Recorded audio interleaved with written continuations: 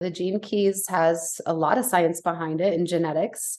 There's actually a lot of physiology involved in it. It identifies with amino acids in your body, parts of your body. And really, it's called a living library for a reason, because the experience of it is what really anchors it into your body and your awareness. When you can actually feel the energy is moving, and you can become aware of how it's showing up for you, and you can, once you have the chart reading and you start to actually look for it and experience it, and it comes alive in you. Most of the people, because I have a lot of skeptics too, most of the people that come to me for readings have never heard of it. And they're usually open head, open mind, because they're curious, but that also brings skepticism. And so they come and I give them a chart reading, and then it's within a week or two, I hear from them and they're like, oh my God, this is all happening. I really see it. I really feel it, especially in my relationships, like this is conflict or compromise that was going to come up. Now I see it. It's been happening all week. Wow, you really nailed it. This is the thing for us. And now we know what to do. And yeah, so I would say by having the experience and trusting the process, but also, there is some information, especially in the gene keys. There's quite a bit of introductory information that ties into science and genetics that can be very useful for somebody who is skeptical in that way. Aeray, welcome to my podcast. I'm going to throw straight to you, and you can just introduce yourself. Wonderful. Thank you so much, John. It's so great to be here. My name is Aeray Lumm. I go by Aeray, and I am a gene keys and human design teacher and analyst. I give soul blueprint readings for individuals and couples. I especially like working with couples in relationships to see where they have compatibility, where they have conflict, and how they can best work with each other in the relationship to accept each other as they are, instead of trying to change each other. And I think this is where you and I align a lot, because you do very similar work in a different way. So I'm very excited to be here and drop in with you around all kinds of topics, I'm sure. Yeah. But thank you for having me. Oh, you're so welcome. So welcome. Like for people who are listening, we've been chatting in DMs for a bit, like a few voice messages, great, amazing conversations. I'm like, I've got to have you on my podcast. I've got to have you here. And what's been showing up, like you're about to go into ISTA, and also right now you're in a bit of a rebrand, a bit of like a identity shift, and I hear there's a new voice coming out for you. There's something else that's here for you on the cusp of something. So tell us a little bit more about that. 5 years ago, I was pretty deep into my coaching business. I was doing chart readings. I've been doing chart readings for 12 years. And since Gene Keys first started, actually, I had one of the very first books that ever came out. And I was pretty excited about it and wanted to share it with the world. And I took on a lot of clients and started doing a lot of coaching work, and was doing interviews like this. And then, I found that I was still in need of some deep inner work myself, and it didn't feel fully authentic to me. I mean, a lot of what I was doing was called the authentic experience, and I didn't feel very authentic in it because I had so much going on in my own world that it made it hard for me to feel an integrity to be coaching people. And I noticed a lot of that happening online, a lot of coaches out there that were, relationship coaches, but weren't in a relationship, or money coaches and didn't have any money and all of this. So I really wanted to take a step back and lock into a deeper form of integrity with myself. And so I've taken the last 5 years to be way more deep into my own, again, another deep dive into my own inner world, and resolve some of the things that were coming up for me. I mean, my life was kind of a mess at the time, not a mess, but it just wasn't where I wanted it to be coaching people. So I took a step back and I went some other directions. I created a couple other businesses, and now I feel like I'm at a point where I feel really ready and excited to share my gifts, and I have more clarity on what it is that I'm bringing and how I can actually help people, and the messages that I bring, the tools that I bring. And so I'm really excited to step back out from a whole new perspective, a more grounded, integrous perspective, and with more self-love, I feel. Yeah. And escort people into that self-love journey, which I think we're ready for as a collective. Totally agree. And what's present for you right now? Like, what's going on in your body? Like, what's going on for you right now? Oh, I'm so nervous. I'm nervous. I mean, it's a lot to step back out, and it takes a great deal of self-trust. And because I'm coming from a new place, the trust is going to build through the experience. So I'm here to see for myself how I show up and what comes through, and as like maybe a litmus test to see where I am in comparison to some of the other interviews I did in the past. And yeah. And I appreciate that prompt too, because it's, there's a release already happening of that energy just by naming it. So Yeah, brilliant. Thank you're you. welcome. Yeah, you're welcome. Yeah, I in our conversations in Messenger, I really hear your ability to pivot super quick, like be able to move through whatever's going on for you. It's like, wow, like she knows how to move. Mm. And I love yeah. and what's that journey to learn how to do that? I was just going to say, I love to be in the fire. I love the intensity. I love the transformational process. I define it, or I kind of identify it as like an emotional or energetic orgasm almost, to really sit in that fire, feel it all the way through to the end until the release happens. And it is like a purification. It's an orgasm, in a spiritual way, I guess you could say. Yeah, Yeah, I I love get it. I hear yeah, what you're saying. Like there's a like a pressure and a tension, and then there's a release. Because yeah, for me, like when I feel there's a conflict, a dysregularity and out of integrity. There's something that's out of integrous with who I want to be and who I am right now, and I can feel mm, the two pieces coming together. And then when I'm with them, like that alchemic process happens. And like, oh wow, the mm. release, and oh, I'm on the other side of it now. Light a cigarette. Just kidding, but yeah, it's kind of that feeling, right, where you just, oh, now I've moved through it, and you can feel the new space that's in your body from what you've just created, what you've just transformed. The spaciousness. That's Spacious. exactly it. That's exactly how I would say it too. And even to name what you're saying before, it's like holding a polarity. It feels like you're holding two ends of a spectrum. And there's a certain period of time I feel of becoming comfortable with that and just learning to hold it without doing anything. And then at some point, like you said, it starts to come together, and it feels like an intensity moving together. And in the past, I noticed how I have an avoidant attachment style. So I would distract, or any number of things. And now when I feel that coming on, I recognize this is an opportunity coming, and I love it because I know what's on the other side. So it's transformed my perspective around it, where instead of feeling afraid of it or avoidant of it, I'm almost running to Mm. it like a junkie, like breakthrough transformational junkie now. It's actually fun.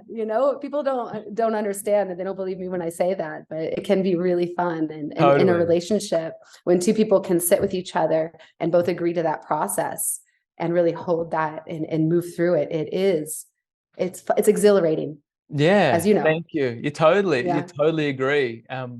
Thank you. I really feel that. A few things popped up for me there that I want to ask you. One was, I have a friend who very scientifically minded, and when I speak to him about like the gene keys or human design or astrology, well, how can they possibly relate to a human? How can I possibly navigate my relationships around like what these other systems say that aren't really grounded in quote unquote science? So what could I say to him to either not persuade him, but open his heart more, open his mind more to the possibilities? Yeah. Well, I would say that some of them are grounded in science. The gene keys has a lot of science behind it, and genetics.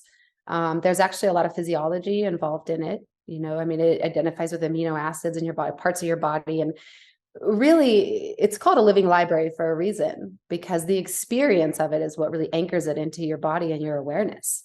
When you can actually feel the energy is moving, and you can become aware of how it's showing up for you, and you can, once you have the chart reading and you start to actually look for it and experience it, and it comes alive in you, most of the people, because I have a lot of skeptics too, most of the people that come to me for readings have never heard of it.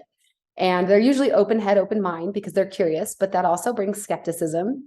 And so they come and I give them a chart reading, and then it's within a week or two, I hear from them and they're like, oh my God, this is all happening. I really see it. I really feel it. You know, especially in my relationships, like this is conflict that, or compromise that was going to come up. Now I see it. It's been happening all week. Wow, you really nailed it. This is the thing for us. And now we know what to do. And yeah, so I would say by having the experience and trusting the process, but also, you know, there is some information, especially in the gene keys. There's quite a bit of introductory information that ties into science and genetics that can be very useful for somebody who is skeptical in that way. Yeah, I would recommend reading the introduction of the gene keys, or even just, there's a lot of information online. Thank you. Thank you. Because I do see the gene keys are the most relationship-based system. Like it's the one that feels the most feminine to me, and it's got the masculine structure, sure, but it really is more emotional and embodied. Yeah. Yeah. And especially, you know, you go. I was just going to say that in general, I try to define it because I use both human design and gene keys, and I put them together, and I feel now they are inextricably linked because human design is the masculine and gene keys is the feminine, and human design gives us the structure and it gives us the format, it gives us the mechanics, and then gene keys is the transformation. So what I feel a lot of people, especially spiritual seekers that have been doing this a long time, a big thing they come with human design is, I don't want to be put in the box. I don't want this. This is a box, right? Yeah. And my response to that is, yes, it's a box. And gene keys is the transcending of the box. And so we have two different awakening paths. You know, there's many awakening paths, but there's the path of individuation and the path of integration. And human design is very individuating. It's very much about, who am I as a separate human being? That's what people resist. And then the gene keys is about transcending that. So my personal experience is that when we get in the box and we stretch out into the box and we say, what does it feel like to fully be this? And we allow ourselves to have that experience, then the transformation starts to happen naturally. And we get to a point where we're no longer that box naturally, and we're already everything, and every possibility is there for us. But I feel like it takes both, you know, the both perspectives. Thank you. That was really important. And when you listen to this back again, you're like, oh my God, that was like some like earth-shattering wisdom that you just spoke in.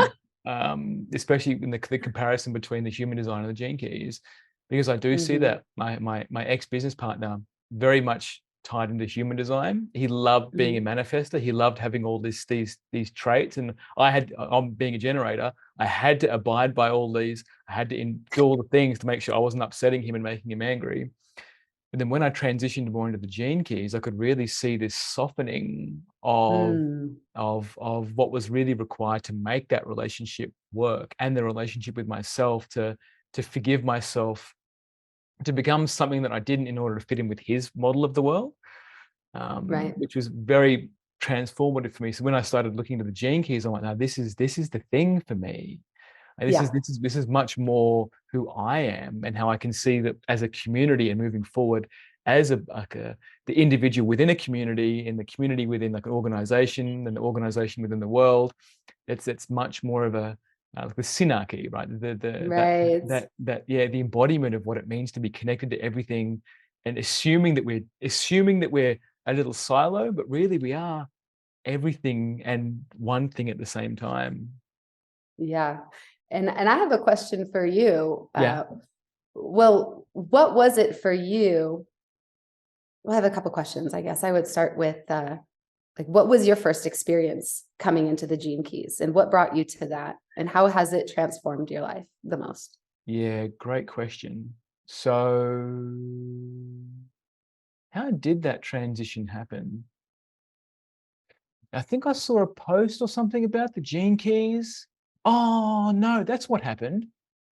I went to some community event, and then one of my friends who was madly into human design was doing gene keys readings. I'm like, I don't need to know the gene keys. Like, I've got human design right now. I'm happy. I'm happy being a generator, fully defined, all the things. I'm happy. You are fully defined. fully defined. Oh, we haven't even gone into your chart yet, and we must. We must. And I remember this, it just lodged in my mind, like, oh, the gene keys, this is something that's there. And then I'm not sure, for me, things need to happen repeatedly. And then it just then becomes a thunderbolt of a, now I need to have a look at this. Yeah. And I remember having a look at a gene key or something, and I bought all the books in one instant. I bought all the books, bought the activation sequence. I'm like, nah, this is it. This is the thing, because it just resonated with me on such a deep level. Oh yeah, I did the I same couldn't, thing. Yeah. and it's just Yeah. unstoppable. I'm like, yeah, I recommend human design for someone on their initial that structure journey. Yeah. And then go Yeah. deep into the gene keys, like get your strategy and your authority and see how that works for you, especially Right. like projectors and manifestors and that type and reflectors. Acknowledge that people have been shaming you for having gnats, right? For projectors especially. Oh, you need to. Exactly. Oh, I've been shaming for all kinds of things that when you finally drop into it and you learn about it, you realize, wow, what I need is not what somebody else needs. In fact, Yeah. every single one of us needs something completely different. You mentioned this before, like every chart you look at, everybody is just so unique. It blows my mind. I've done thousands of chart readings, thousands, and I still pick up charts and go, whoa, I haven't seen a chart like this. I mean, and even, I actually did a reading for a woman who had triplets and they were all born at the same time and all of their charts were the same, right?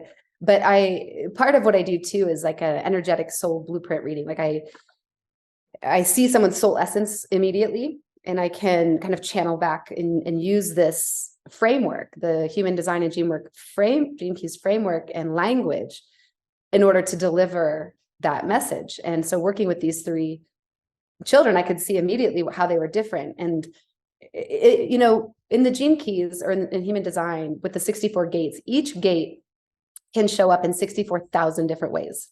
Wow. 64,000. And that decimal point, I mean, it's called a line. Some people don't know what I'm talking about, but that's okay. It can go out 4 spaces, and that's how we get to 64,000. So when you have people that are born at the same time, that second that they're born actually makes a big difference. And it completely changes how that trait can show up for somebody. So even though somebody can be born, 2 people born at the same time can be still very different people and express themselves very differently, especially when you factor in nurture, conditioning. Totally. And I Yeah. feel like gene keys factors in nurture. That's what Yes. I feel like. Well, yes. Yeah. Yeah. Yeah. Yeah. Especially in the Venus sequence is a solid, like, no, these are your cycles. This is this Yeah. is that, this is there. Think back to that time. So for you, Aeray, where would you, like, for an example, like your attraction sphere, like how's that played out for you in relationships? Oh, good question. That's the perfect question. That's the perfect sphere too, because my attraction is in the 19, which is the shadow of codependence, Yeah. the gift of sensitivity, and the city of sacrifice. So codependence has been a major part of my relationship. I mean, the fact that it's in my attractor sphere means I'm also attracting that in other people. So every relationship I've had, I mean, I 3 of my exes, and most of my relationships are long-term, 10 years, 5 years, 3 years. And all my exes are now through rehab and sober from alcoholism. Wow. But in our relationships, that was very present, a lot of alcoholism there. My own substance use over time, my own relationship, people codependent, or we have the repressive and the reactive nature. So I also have an avoidant attachment style and a way of like pushing away other people's codependence. And yeah, and then to even go into the city of sacrifice, people, when they see these cities, and this is something I feel is important to be very clear about. When we're talking about shadow, gift, and city, the idea is not to work toward the gift in the city. It's not to try to become these, in my opinion. And even Richard Rudd will say to focus on the city, but I feel like that my work is different. I focus on the shadow because I feel that really getting to the city is through the shadow. It's through the unconditional love and acceptance and embracing of the shadow. And it's like a wormhole, right? That will take you there really fast. Working toward it actually can take you the opposite direction. And as in the gene keys, it's known that the 12th gene key is the last one to transform, which is the shadow of vanity. And a big reason for that is because, you know, that comes up when we are trying so hard to get into the city, or we're trying so hard to work for the gift and we're not aware of it, right? And that what dissolves the vanity is really the unconditional love of the shadow and the ability to be in the shadow, to stand in the shadow with full awareness and give it profound love. You know, like there's a pyramid that people know about that's like the vibration and frequency. You know, on the top is joy and whatever, laughter, and the bottom is shame and grief. And I don't really agree with grief being on the bottom there, but you know, people will talk to me about this, you know, how do I raise my vibration? How do I get up here to the top of the pyramid? And my response is, you don't have to be anywhere on that pyramid other than where you are. And if you can give yourself unconditional love right where you're at, you're there. You're already at the highest frequency. And there's nothing that's left to do. Thank you. I feel that. There was something else I was going to mention earlier, if it's okay, that I wanted to clarify with between human design and gene keys. You mentioned about, you know, people being ready for one or the other, depending on where they're at on the path. And I feel that human design is a very good first step because it teaches us first who we are, and it's going to present us with the strategy of really how to walk through life in a way that makes life so much easier. I mean, it's the mechanics of it. You know, 70% of people are generators, and there's a reason why it's the easiest one to be.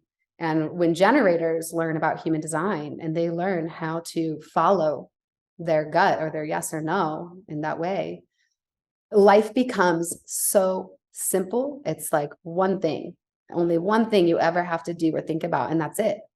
So it is a fantastic place to start because it brings an immense amount of ease in our life and an ability to make decisions and manifest very quickly.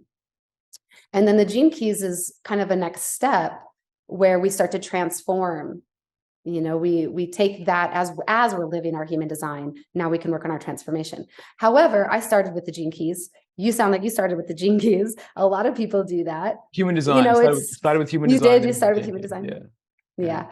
I love gene keys so much. I had to go through the back door and learn everything about human design too. And honestly, it filled it in. Like I needed both. It's both, you know, it's like trying to be just in the masculine or just in the feminine. Totally agree. I think they both work really well together. Thank you for that clarification. I think it's really important for people to get at that wisdom, because I think a lot of people want to know. They want to know, what do I do? Where do I go? Where do I start?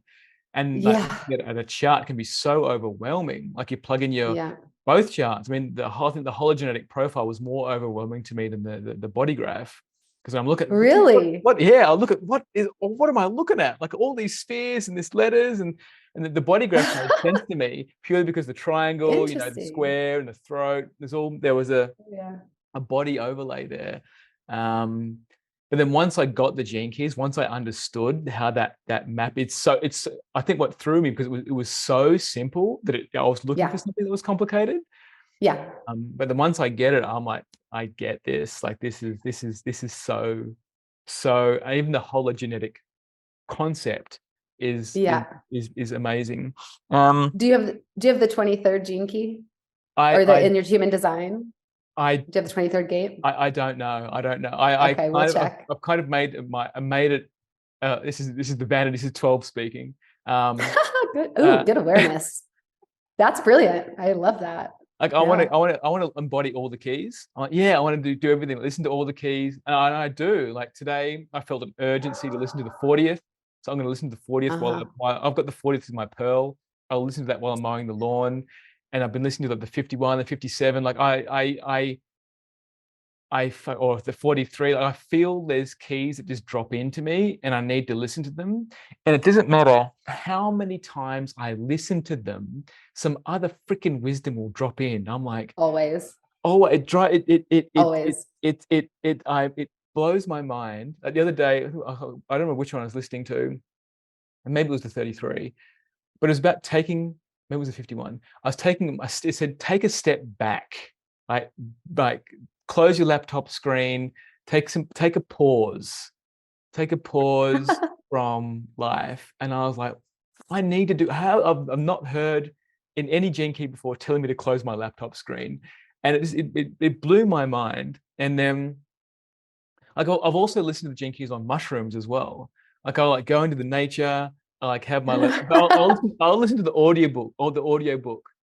So when I first started listening to the audiobook, I was like, who's this woman speaking? Her voice is so grating on me. But then I realized that there's no emotional charge in her voice. So I can listen to her and just discern the context, the knowledge from her emotions. So it's all me. It's all my emotions come up when I'm listening to her. So it's perfect.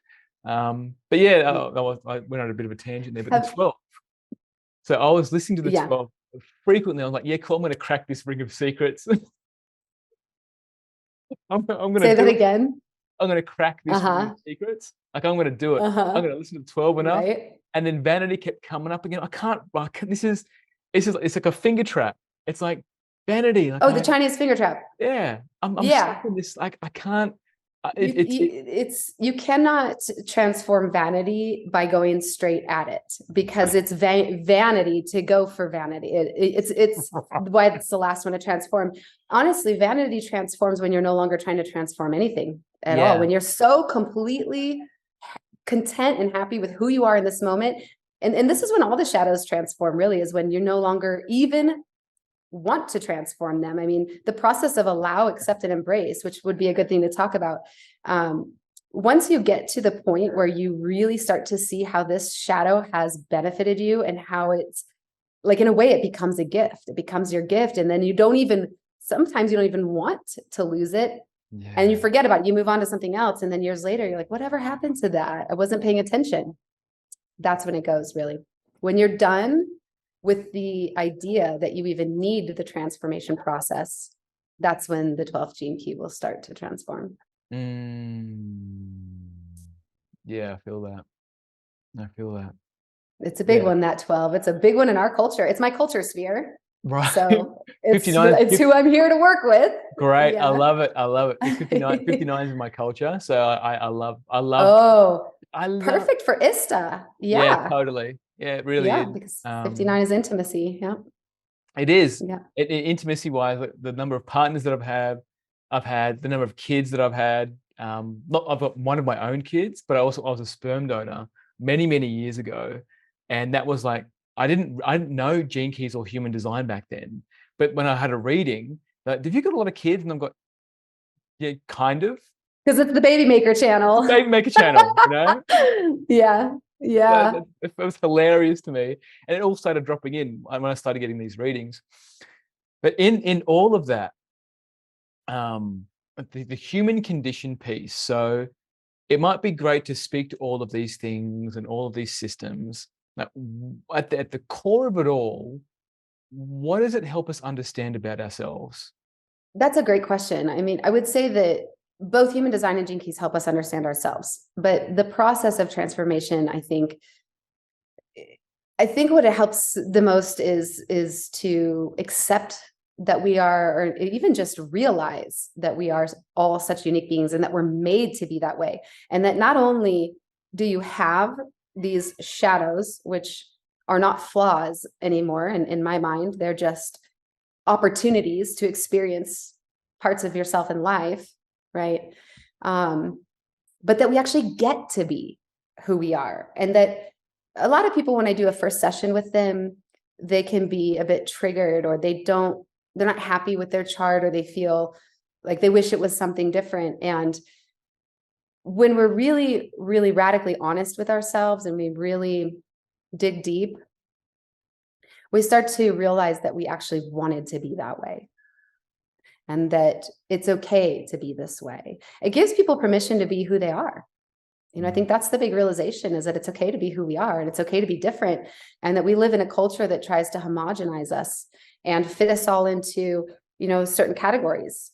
This was the whole reason I left the field of psychology 20 years ago, was because I was studying attachment styles in the DSM, and the DSM, it became very clear to me that it was an attempt to homogenize people. And if you don't fit into them, then everyone has a disorder. And that was very psychologically traumatizing to people, and that they were identifying with this for the rest of their lives.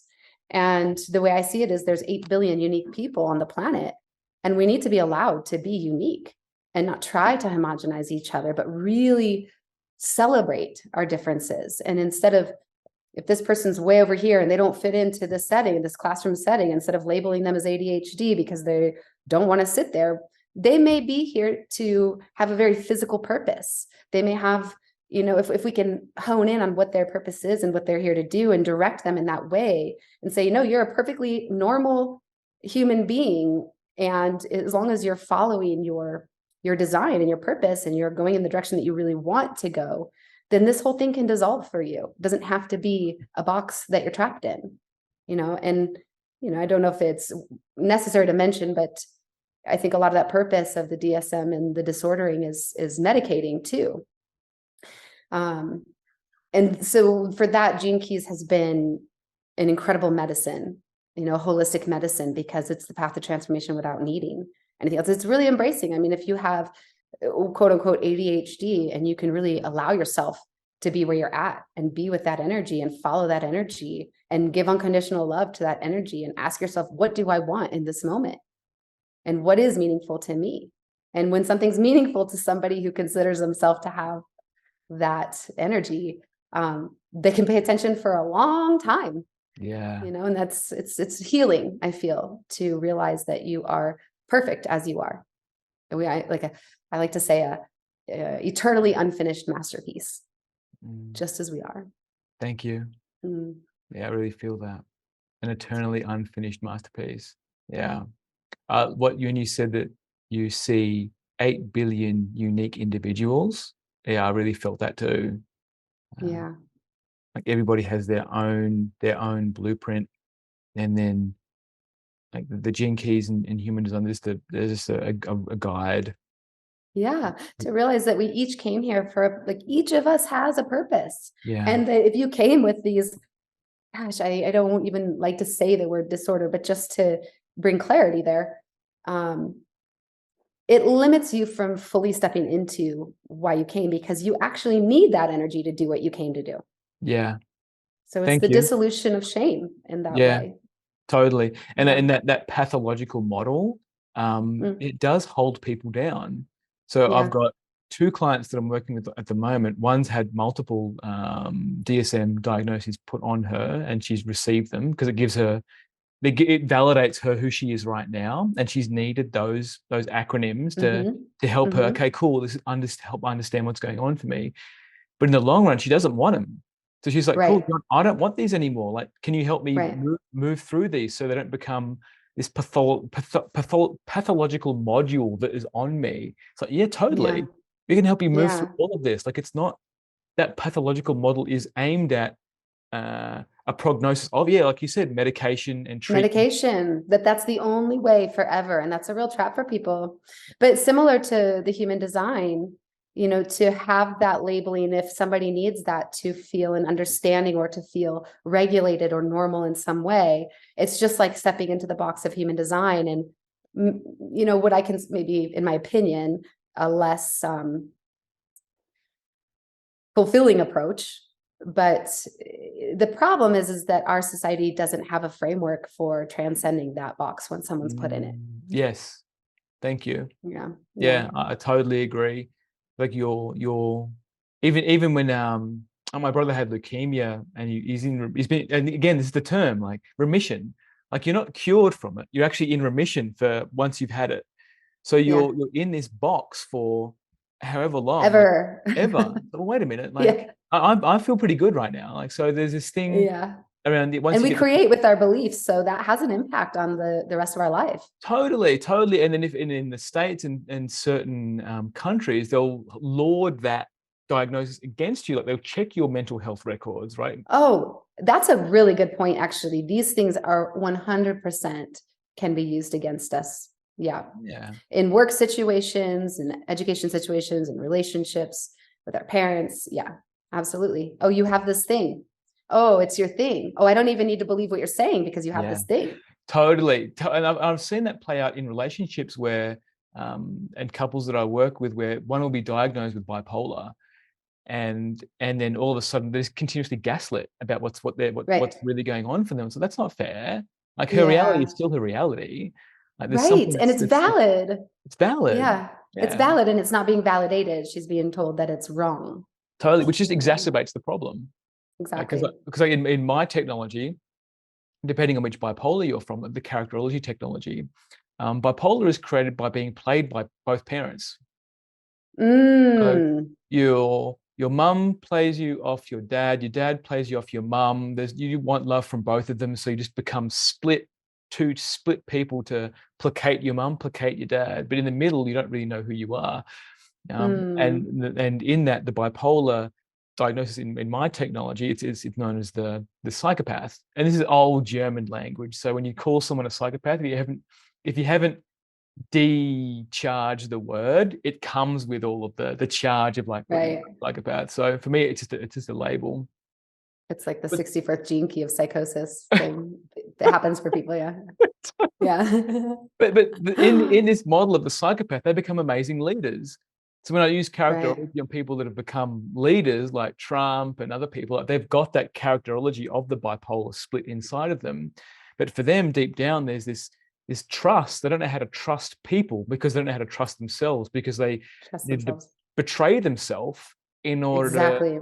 be loved by mum and dad. Exactly. And a lot of people with just quote unquote labeled disorders, I think, also feel that way. And perhaps that's why they go for the label, or they go for the box in the first place, is it's a starting point to trust ourselves of like, okay, I need to normalize this somehow. I don't understand Yeah, why I'm getting this reflection from the world. And I need a framework of some sort, which human design can give, yeah, without totally. medication. Yeah. Totally. I think that I had a friend that I was living with for a while. I think it was a 6'3", which way around, but either way, 6'3", generator. And he had a diagnosis of ADHD. He knew he had ADHD. He had a feeling based on his own research. But then he realized he couldn't make his life work. He just could not make his life work. And he didn't want to listen to human design. But then he really needed the medication to help bring his body into some kind of Regulate. regulation, and Hmm. then do whatever he needed to do. And he doesn't want to stay on Yeah. medication the rest of his life, but he knows he Yeah. just needed some crutch to bring Yep. his body into regulation so he could live. And I Yeah. think that's if you can find a doctor that can, like, a holistic doctor that can manage what you would like to achieve out of life. I think that's a different platform that we can step into. Right. And I guess in that world, there's like credentials. So in Australia, for a doctor to remain a doctor, they've got to sit all these tests every year. It's very expensive, and their relationships suffer because there's so much time and energy spent chasing their tail on credentials.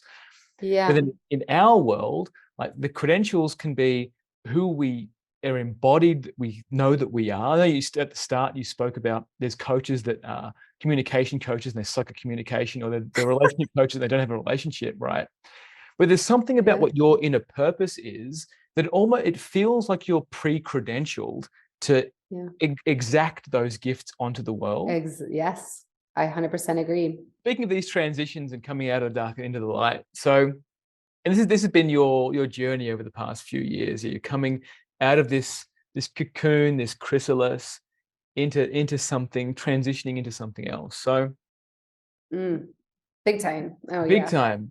So first of Yeah. all, I'd love to ask you why, not why, it's what was the hardest bit about going into this cocoon phase?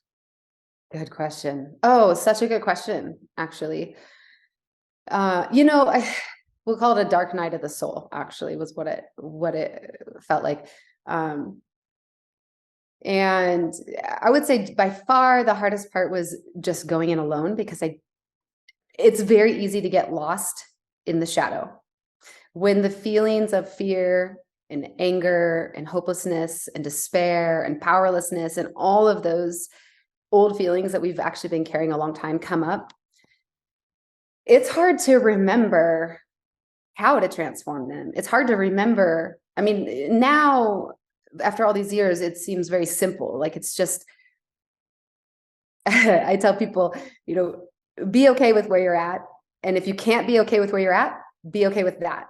Or be cool with where you're at. And if you can't be cool with where you're at, be cool with that. Like, it's okay to, like, am I okay with this situation? No, I'm not okay.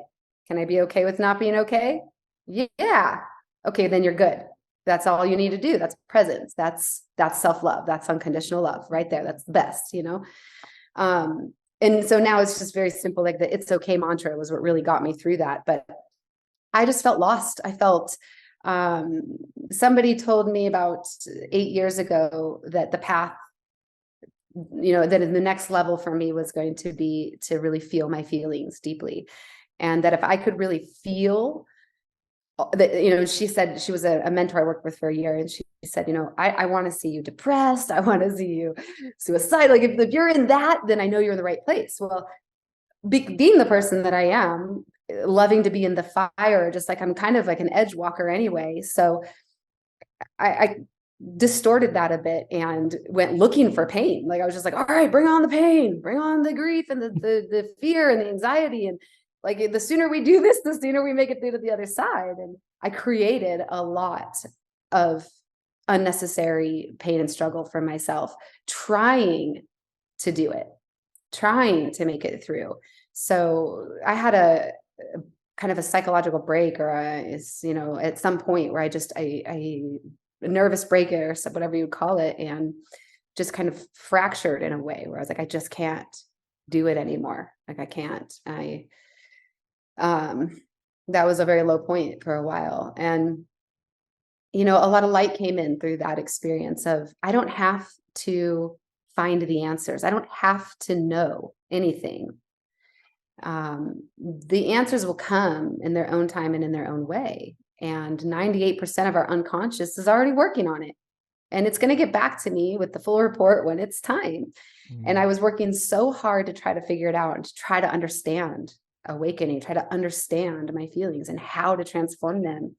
And what I really needed was somebody to be there for me, to support me, that I could reach out to in the moment, not a week later in a 1-hour phone call, but in the moment, that I could reach out to, that would talk me through it and remind me how simple it was. Like, you're okay. It's okay to be where you're at. It's okay to feel this. What you're going through is perfectly all right. Just, be here, be where you're at. Don't try to fix it. You don't have to fix it. And I was trying to fix it. I was trying to get somewhere. I wanted to get through it. I wanted to get to a place that I thought we could get to where I wasn't going to ever feel those feelings again. And that's not possible unless you want to be a non-human or a numb human, right? Which is why we started this journey in the first place, is to not be the numb human. So learning to accept that those feelings are part of humanity, and they always will be, and that just ride that wave. And when they come, how to be with it, how to self-regulate, how to self-love, how to like the little mantras that we can come up with to remind ourselves in that dark place of how to reorient back to love, to unconditional love. And it would have helped me a lot. I spent 5 years, not the last 5 years, but 5 years before that. Actually, it was just at the end of that 5 years where I was coming out for the first time in starting to rock my business or whatever. It was probably a longer ago than 5 years ago. I don't know the timing right now. And that's part of what came up with my like imposter syndrome, I guess, was like, I kind of just got out of this, and I haven't really grounded it into I haven't integrated it fully, at that point. So I think attempting the journey alone and not really knowing how to do it, there's so many ways to get lost. And the person that I was working with used to always tell me, there's no wrong way to do it. No, there's no wrong way to do it. And she was right from one level, because it doesn't matter what we do or say or think or feel, all of it's valid. but there's a wrong way to do it, because I wasn't just witnessing it.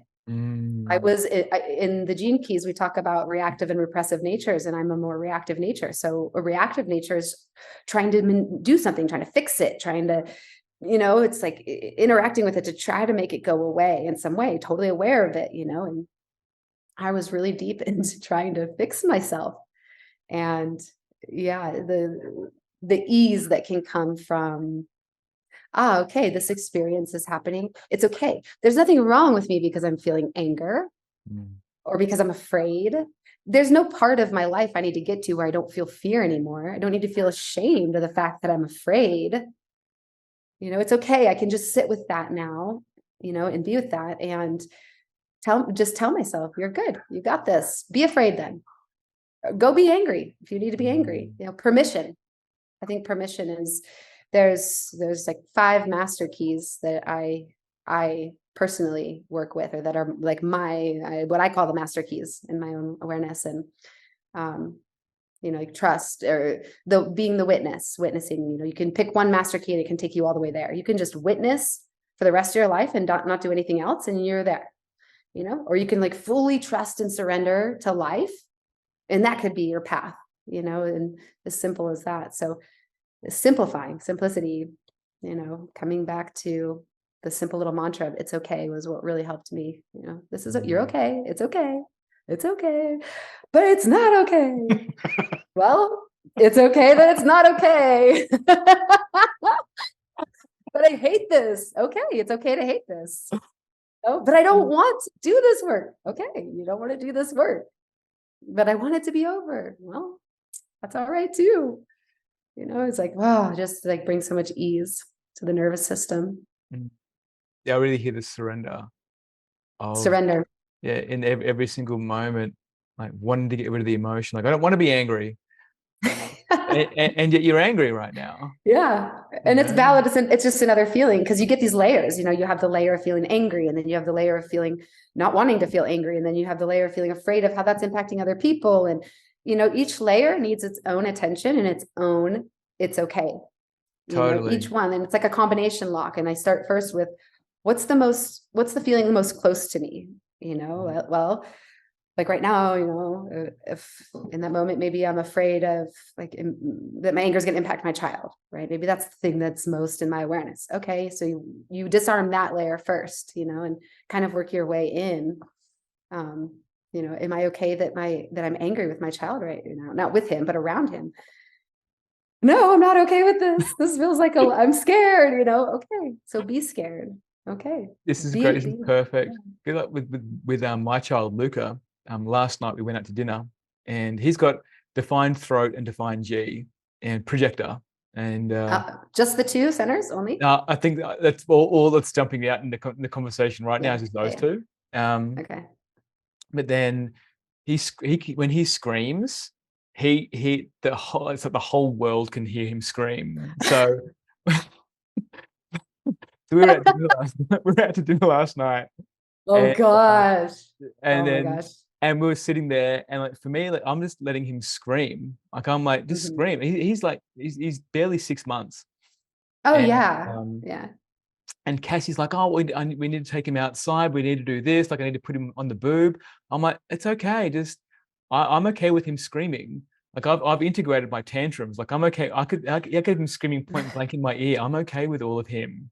But in that, the tension that it creates in other people, like, oh, this baby's screaming, he's crying, like you want to try and control the baby, like shut it up, like what this baby's screaming is making me angry. So in that moment, like not allowing the feelings and how that ricochets into everything else. Like really, there's a baby in you that feels invalidated. That's how I see it when someone wants to try and control the child, control the baby screaming. And in that what you said before about allowing the feeling, like whenever I felt angry and I apply morality to it, it's like I make it good, I make it good or bad or whatever it is, and then I try and get rid of it. Like I go and hit a pillow or do something else or try and process it out instead of just being with it. Yeah, there's a place for allowing to express it. Like when I'm working with someone in their lower self, like their most primal self, Because Yeah. when you access that primal self, it creates a container to have a larger bandwidth for all of the emotional expression. Yeah. And there's one emotion that's the hardest one to be with, and that's terror. And depending on what the person's been through in their early childhood, like terror is in their eyes. And Yeah. for somebody else to be with somebody else's terror, like there's an element of safety that's required, that's parental, and it's a humanity safety that's required to be embodied to take someone through Mm, terror. Like when mm, I'm working mm. through, it's an injury that it's called in characterology, it's called the schizoid injury. And it requires you to lock eyes with the person when you're taking Mm-hmm. this process, Mm-hmm. and you become a surrogate vessel for their Yeah. embodiment. And like usually Yeah. I'll work on their jaw. There's usually like birth traumas like around here somewhere. And I press in and I encourage them to feel all the pain and make a sound. And you can see it in their eyes, like they glaze over and they become something else in that moment. They're no longer in there, they're no longer present to what's going on for them. So they need that the other person's anchor in there to keep them in their Absolutely. body. Otherwise they split. Yeah. They just disappear. But Yeah. terror is something that is really challenging to be with. Mm-hmm. As like, I'm just going to be with terror right now. It's like, I'm fucking terrified. It is hard. It is. Yeah, it is hard. It is hard. And, fear in general is a hard one to sit with. It's so uncomfortable. And some of these, they also kind of like have to have the pump primed, like to really transform. I mean, I've sat with fear a lot and nothing happens. You just like sit there for an hour. I'm like, oh, I'm still scared. Like I'm still feeling it, and almost like the terror actually can be good because it brings it to a level, to an intensity where Yeah. you can. And, the locking eyes, I find that is so, so true and so relevant. I mean, I had an experience with a cat recently that got hit by a car, and I pulled over and this couple had stopped with the cat, and I walked up and I said, what's going on? And they said, well, we want to get out of the road. It's going to get hit, but it won't let us touch it. And I said, okay, it's terrified. It's in shock right now. I know what to do. I can help it. Like I've been working with animals for a long time. And so, I went up to the cat and I just looked it in the eyes and I just said, it's okay. You're okay. You're okay. Just like really, you're okay. We're okay. Everything's okay. And it just like slowly kind of calmed down and let me pick it up and snapped out of its shock and ran off, but it's like that deep presencing that does happen through the eyes of reaching into their soul almost and just like holding them, like, I got you. I got you. You're all right. You're okay. And it can be transformational. And you're right. Terror is hard. It's hard to do alone. All of this is hard to do alone. It is. It's hard. I mean, we can have this podcast and we can tell people this, oh, sit with your anger, sit with your fear, whatever. And they're going to sit and do it and be like, this sucks. This is hard. Nothing's happening. Because in the beginning, especially, it takes the other person, it takes somebody to witness you and be with you and say, keep going. I got you. I got this container. You're okay. Whatever you're feeling, this is valid. Keep going. It's okay. You don't have to be afraid, and I think it's really hard to do alone. And how does that relate to the 19th? Of codependence.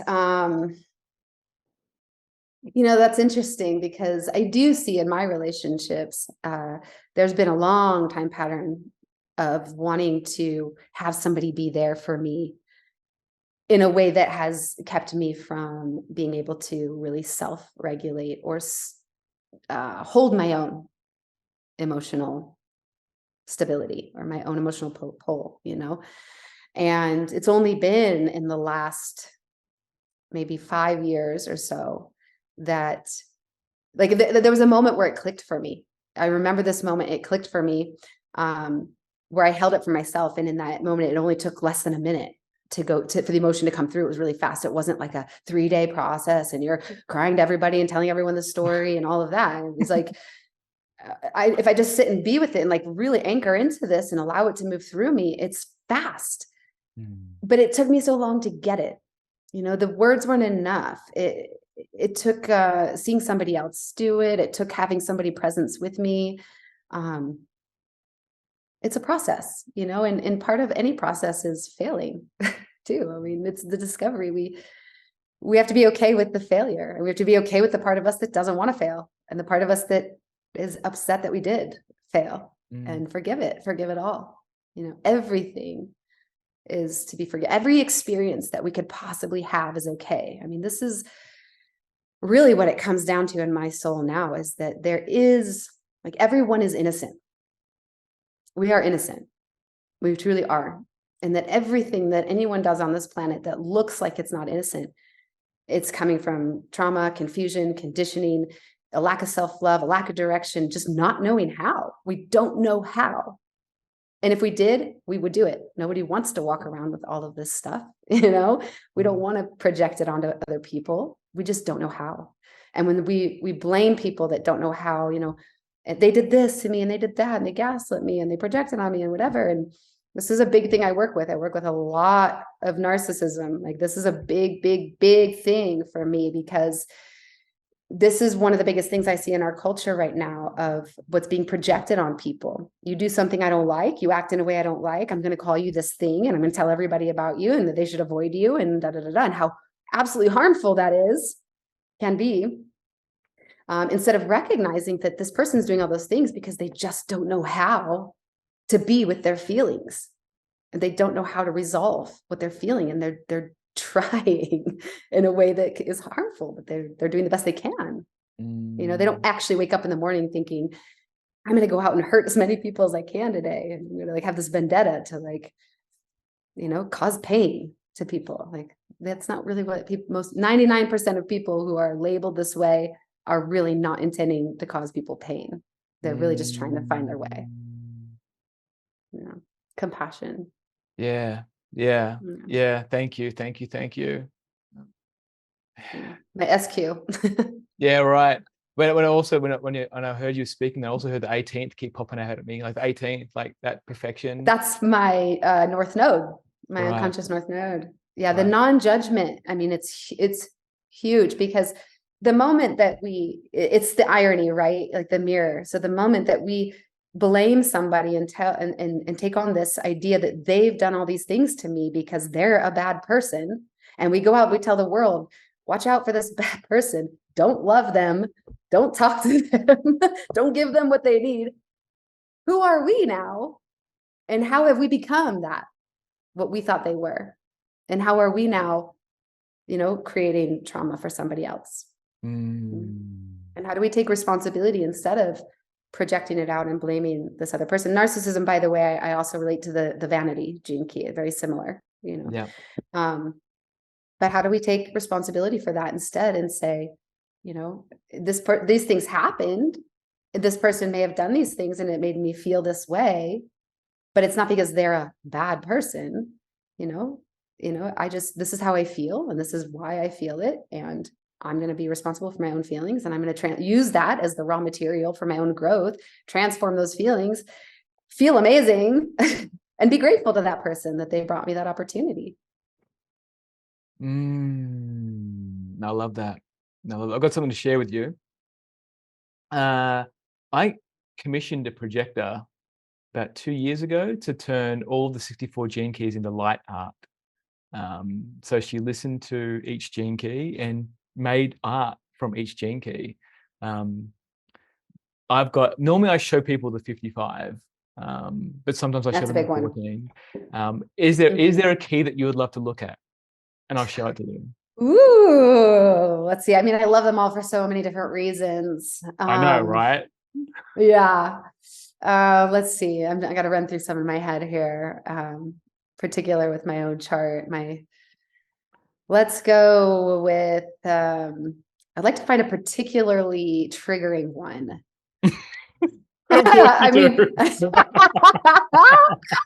how can I get the most burnt right now? Yeah. Let's go with the 53, since it's 53.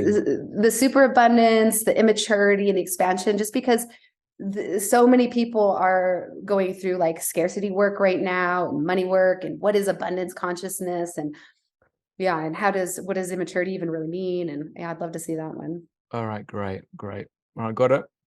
Let me just maximize it. Ba-ba-ba. Full screen. All right. All right, here it comes. Now, what I normally get someone to do is close their eyes. So close your Okay. eyes.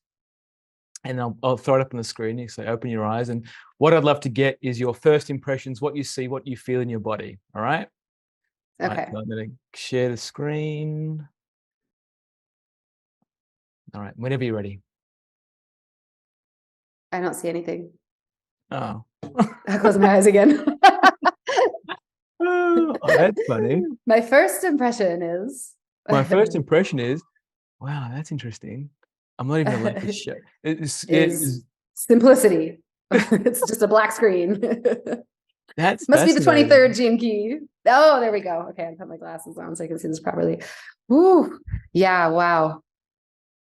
I see the expansion in it. I mean, that's the first word that hits is the expansion, all the different ways that we can expand.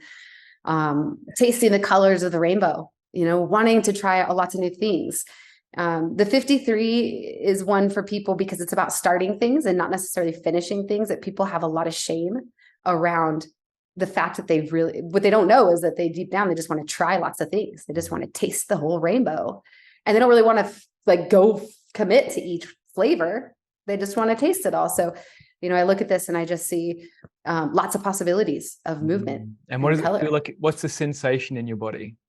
I feel excited.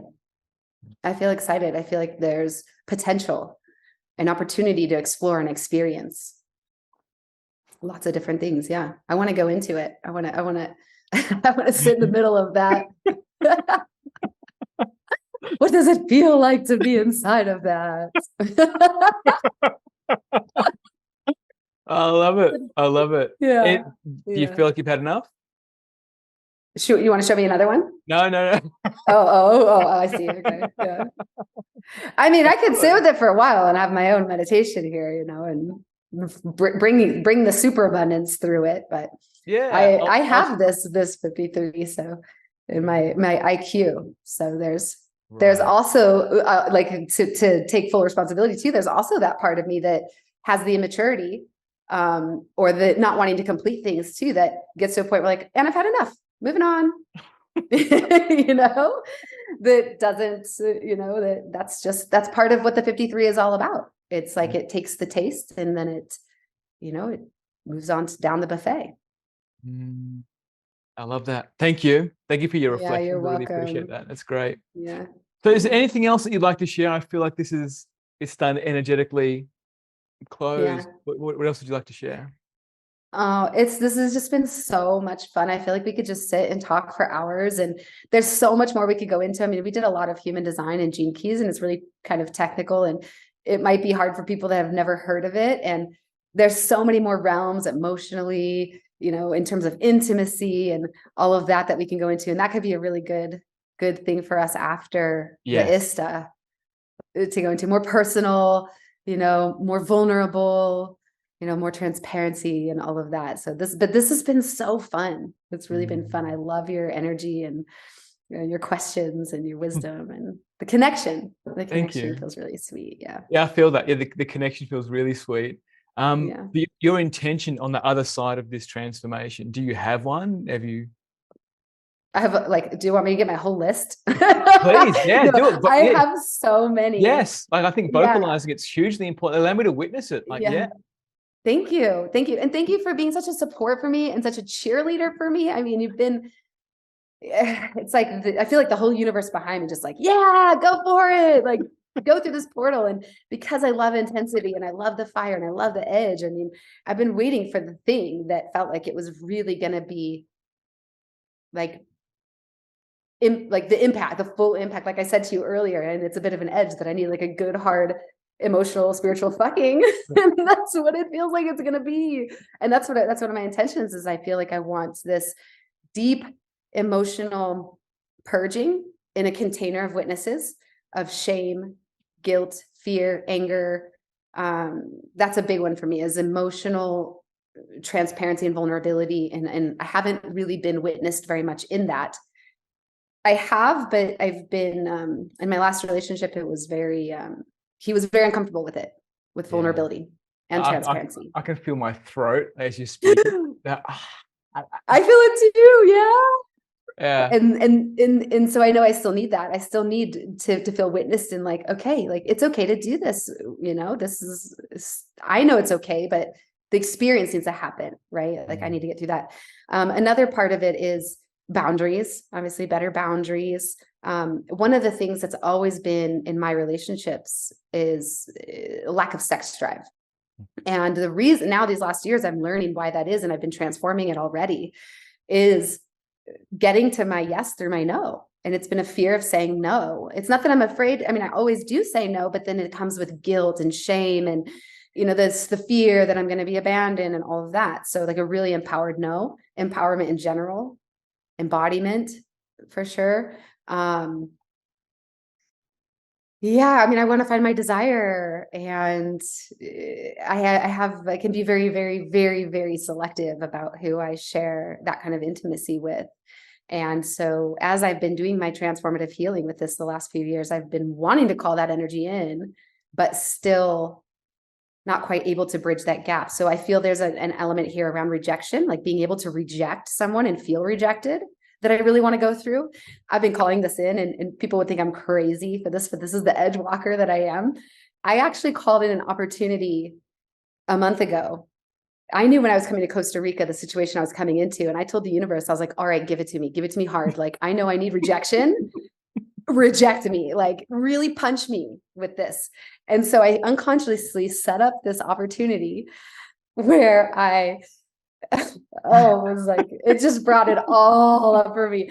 I accidentally, I walked into a very sacred, traditional Native American sacred medicine ceremony that they had curated over the entire year for the 70-year-old chief birthday, right? And I walk up to this property with my friend, and I had just heard it was a party, and I thought I could hear the music. I'm like, oh, it's like ecstatic dance. I'm like wearing my yoga clothes, walk up the hill, and walk out right onto the stage into the spotlight, talking to my friend, laughing with my phone on, as unpresent, superficial, as immature possible, right there on the freaking stage. And the music stopped, and everybody turned and looked at me, and I was absolutely horrified, and I started, my whole body started shaking, and my friend came and he was like, what are you doing? You're not even supposed to be here. And I was like, I got that.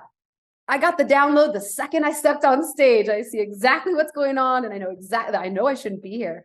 And he's like, you're forever going to be known as the party crasher. And I was like, I'll own that. As long as we're laughing about it, I will own that. But right now I need to go and sit with what's coming up for me. So I left, and I went and I sat, and I had so much come up. I had so much grief come up around rejection and around, old stuff when we were kids, and you go to school and all your friends are mad at you for some reason. You're not your friends anymore, and you're all alone and abandoned. And genetically in our DNA, that at some point in history meant certain death. So you feel that as a threat to your life. So all that was coming up. And at the same time, my awareness that was watching was just yeah, this is good. This is such an opportunity. It's so juicy. It's so raw. Taste the rainbow. Yeah, I went the whole rainbow at once is what it felt like. And it was really powerful, but it was so transformative. And I grieved, and I shook, and I did all the things. But, I even had past life memories come up from transgressions against, I was in a Native tribe that I actually brought shame to by something I had done. And, I had to take responsibility for that and atone for that inside, and apologize to myself for all that. But yeah, I still have a little bit more of that I'm willing to experience. So I think that might come in this experience as well. And just deep, profound connection, really being able to stay in that presence with somebody for through the discomfort, without averting my energy or my attention, and really sitting through that and getting more comfortable with intimacy in general. I mean, I love to cuddle, but even cuddling can feel, there's stuff that comes up for me, Yeah. So I mean, the list goes on. Just, I want to be penetrated spiritually, emotionally, mentally, physically, everything. Just really I have this image of a pipe cleaner, just whoop, whoop, whoop, down through the chakras. I love it. clear it out, like, so Oh, that not wow. because it all goes away, not because those feelings aren't going to ever come back and I want to do away with it, but because I want to be comfortable in it. I want Yeah. to be comfortable in those all of those intense situations. So I actively seek them so that I can experience them and become comfortable in them and feel Mm. free, feel more freedom, which is my pearl, liberation. Yeah. Yeah, wow. Wow. Yeah, well, thank you. Thank you for all that, Aeray. What I was hearing in that is the humiliation piece. Like humiliation Oh is, yeah. yeah, Oh yeah. There you go. Yeah. Yeah. yeah, To feel like embarrassed. to feel embarrassed, right? Yeah. The fear Yeah. of embarrassment, and then feeling embarrassed, that shame that washes over you. Shame. Of like, I'm Yeah. not supposed to be here. I'm wrong. I Who fucked up. I fucked up. Like, Yeah. and I think like Oh. I And think these are the people that I wanted approval from, like in that part of, like seeing the part of me that wanted their approval, that I've been already working with them in sweat lodges for weeks. And, I was like integrating into this community and I felt like, there it is. Like, I'm cast out just like that. Which it wasn't like that, actually there's a lot of beauty that came out of it and a lot of intimacy that came, like friendships, like in totally. family that came from it, where And I think when you can be with it and transmute it, that's the gift that comes on the other side, right? It's like you're exactly. not resisting it, you're falling on the sword. Yeah, you know what? Yep. I knew I wasn't meant to be here. I felt it in that moment, the download. Oh my God, I Yeah. know, like everything just, All I at know. once. Omniscient perspective. Got it. Oh, I see it all. Yeah. Instead of trying to make Oh, excuses for it or whatever it is, like not falling on the sword, like, I'm just up here, I'm okay. Like, I'm an individual. Like, whose land is this really? Like, we're all one. Like, all that kind of bullshit, Instead of like, yeah. this is a sacred space. Yeah, I've Yeah. stepped into this, and I think Yeah. what stood out to me there was the leadership and arrogance piece, where particularly I for love I that know one. for men in general, like not being Mm-hmm. able to be with the humility and the humility of being wrong and the humiliation piece of like being Yes. overpowering that shame with arrogance and Yes. Oh, and this just is such a good one. yeah, right. And I Yeah. think it Yeah. shows up especially in spiritual communities more so, I think, like the spiritual So arrogance. much. And instead it's like, yeah, you fucked up, brother. Just be, Yeah. Well, and transmute it. we all carry this idea from our childhood that if we tell the truth or if we own our stuff, that we're going to get in trouble. Yeah. And that does still happen at times. I mean, you can say you're sorry and own something, and somebody can throw you under the bus and be like, yeah, you asshole. And that's re-traumatizing. That's Yeah. absolutely re-traumatizing. And what we don't realize is we go into denial and say, no, I didn't do that. No, that didn't happen. No, this, whatever, thinking that it's going to end it, but it just prolongs it for, on and on and on, especially in our relationships. And it can be 2 seconds. Yep, you're right. That happened. I did that. And I'm sorry, it done. And we Yeah. can let it go. But the denial and the arrogance of the no, I didn't, or that's not me, and I never do that, I wouldn't do that, and that's all you, and blah blah blah. It just creates chaos, Yeah, really. yeah, it does. And I love that pipe cleaner analogy popped up for me again there, where it's like wherever there's not wherever there's debris, that's what catches on Mm, the emotion, right? It's what mm, I'm mm, not allowed to feel mm, that. So when it's clean, you pivot mm, so quickly, and everyone mhm. feels how at one you are with everything. Like there's no need Yeah. to make excuses. It's like, yeah, I did that.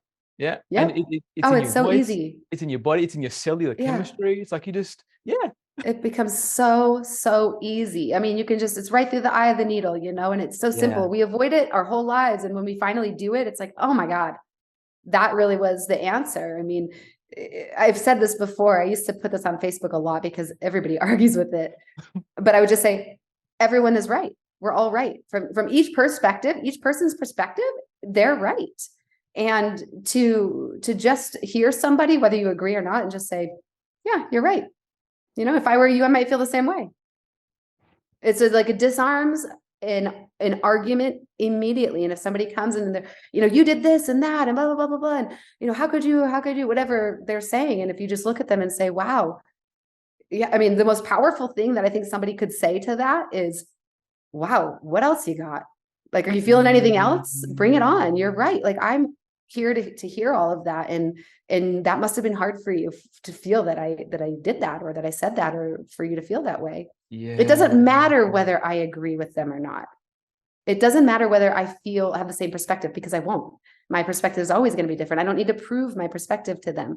What they need in order to resolve the situation is to feel heard, and that, like, I hear you, I validate you, I'm sorry, and that's it. And then it's resolved. And it is the arrogance that gets in the way of, I don't want to admit that I fucked up.